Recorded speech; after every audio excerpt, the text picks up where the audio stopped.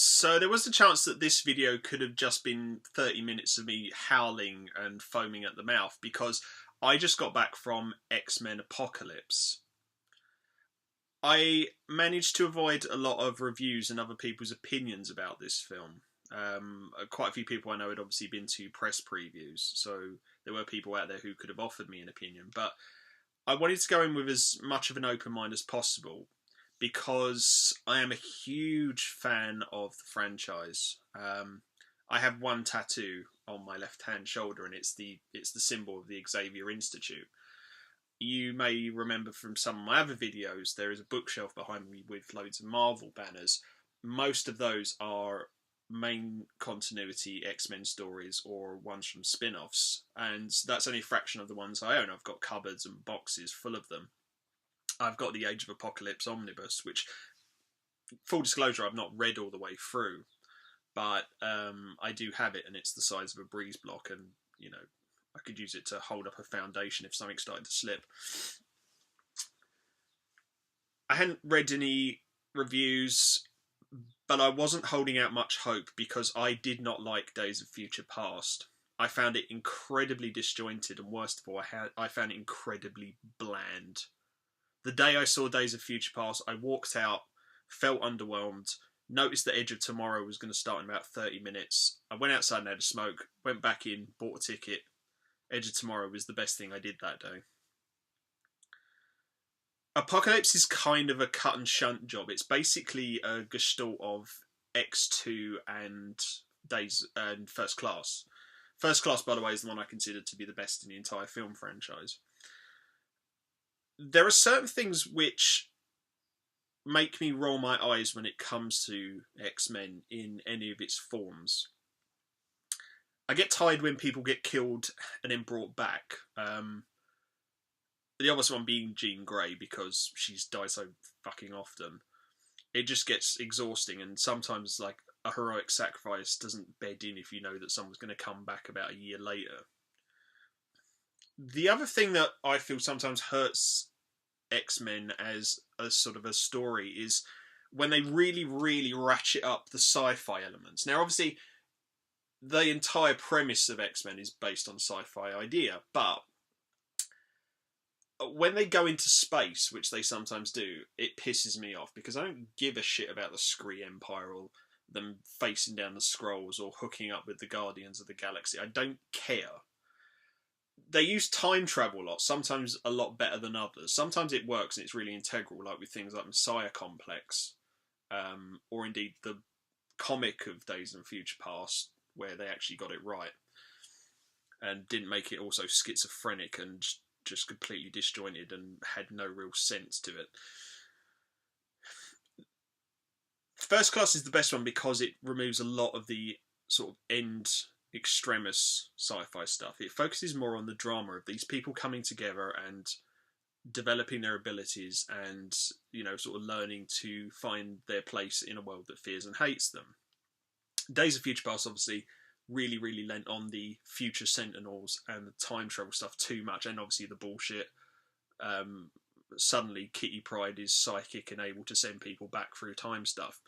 Apocalypse obviously does have some of that, and it's really the weakest point of it is where it focuses on how super powerful Oscar Isaac's Apocalypse is, how he can just reform pyramids with a wave of his hands. The opening of this film really made me groan. I was gripping the armrest like this because it was like fucking Stargate. It was Stargate. And I just sat there and I thought, oh fuck, this is gonna be fucking pain. And then you got to the main setting of it in the 1980s, and then it went back to what I loved about First Class. It focused on the mutants and how they enter into the world. And obviously, one of the main thrusts of it is to do with Michael Fassbender's Eric Lehnsherr, who, since the events of Days of Future Past, has sort of gone into seclusion, and he's basically found some peace. And the universe hates Eric Lehnsherr, so it completely shits on him. And it's great to see in terms of storytelling and performance, because Michael Fassbender shines in this. He kind of gets left behind towards the end. Even though he's still integral to the plot, he doesn't really have a lot to do. But his earliest scenes in this film, he is just superb. And there's a lot of that to go around. It's not saying much when you say that Jennifer Lawrence is, she gives a fantastic performance. She's one, other than Felicia Vikander, she's probably the best actress of her generation.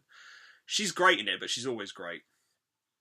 And there isn't really a weak link in this film in terms of performance, even though I didn't like Apocalypse. And to be fair, I've never liked Apocalypse as a character that much.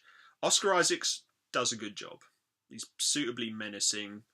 He gives the whole sort of, you know, megalomaniacal thing. It's fine. Sophie Turner as Jean Grey. It's ironic me saying this, considering how much I was bitching about Jean Grey a minute ago. She is great. She really, really gets to the sort of core of the character in terms of her fears about how powerful she is and struggles with her psychokinesis and her telepathy. There's not a weak link in it at all in terms of performance. Everyone is superb. James McAvoy does his job quite well. He really is comfortable in the skin of Charles Xavier. Rose Byrne doesn't have a lot to do in this as Moira McTaggart, which I'm kind of okay with, because it is more of an action-centered storyline. But at the same time, you know, I like her character and I like what she did with her in First Class. So it would have been nice to see a bit more of her. The new renditions of Cyclops and Nightcrawler, probably some of the best. I thought they did those very well. If there's one part of this film which really, really pissed me off, it came about halfway through, and we see the return of Colonel Stryker, who obviously was played by Brian Cox in X2, and then he appeared in, I think it was in Days of Future Past. He comes back and he kidnaps Mystique and Xavier and a couple of the others and takes them to Alkali Lake, which is where the Weapon X facility is. But basically, it puts the brakes on the entire film, because although it's not the worst sort of plot point, at the same time it's just completely unnecessary. There's a whole like 10 minutes in the middle where it's like, yeah, this is interesting, great, everyone's getting a chance to shine. But it's only really there to, in a slight way, help, you know, the young Cyclops, the young Nightcrawler, the young Jean Grey sort of develop as future X-Men. And more importantly, it's there to appease financiers, because Hugh Jackman appears as Wolverine. And it's forced in, and I fucking groaned when he came along. And I like Hugh Jackman, I like Wolverine. One of my favourite X-Men is Laura Kinney, who is a clone of Wolverine. It's just completely unnecessary. And I know some people will say, well, yeah, he was in First Class. He was in First Class in one part of a montage. They weren't trying to set up a future continuity again and reset the Wolverine escape scenes again.